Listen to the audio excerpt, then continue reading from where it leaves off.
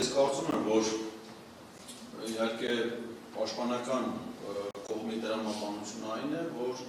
հնարավորինս փորձել պաշտպանել պաշտպանելու հիմնական ֆունկցիան է։ Մենք իհարկե ցավոք սրտի դատավարության ընթացքում նաև դատարանի կողմից մեր միջնորդությունները ներկայացնել մերժելու պատճառով չկարողացանք իմանալ, թե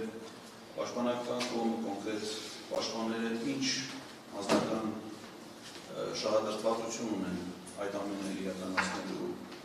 համար, բայց դեռ կա նաև մի այլ տրամաբանություն, որ ցանկացած պաշտպան կարծում եմ, որ պետք է պաշտպանություն իրականացնելուց նաև որոշակի հարգանք ցուցաբերի արդարադատության նկատմամբ ընդհանրապես, այսինքն ոչ թե փորձի որևէ ձևով եղած փաստերի հանգամանքների պայմաններում կապ չտեսնել, այլ եղածի մեջ հնարավորինս ակնկալել նվազագույն պատիժ, նվազագույն, բայց ասենք այս հստակ փաստերի պայմաններում, որը վերաբերում է կոնկրետ անձանց գործողությունների ներգրավվածությանը,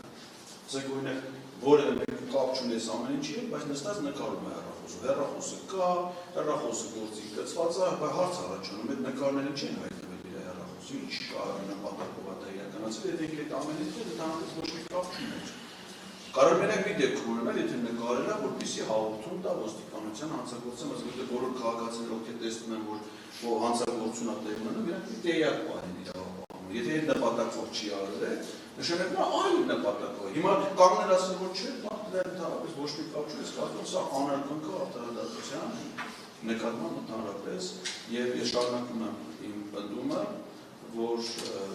պետք է դատարանը կայացնի իմ կարծիքով, իմ միջնորդությամբ հանցագործությունը կատարած անձանց ոչ թե իրանց մեղքով, իրանց հանրահավաքանքից անկախ հանգամանքներում նպատակի չիրականացման հետևանքների գնահատականը, այլ իրական մտադրության իրավական գնահատականը դա եւ ոչ միայն նրանց մասով, այլ ենթադրել հանցանքի մեջ ներգրաված այլ անձանց մասով, որոնց վերաբերյալ դատարանը հարկ չհամարեց լրացուցիչ ապացույցներ ուսումնասիրել, մեր կարծիքով դատարանի համար դա ապացուցված համարելու պատճառ։ Շնորհակալություն։ Անեն մեղադրում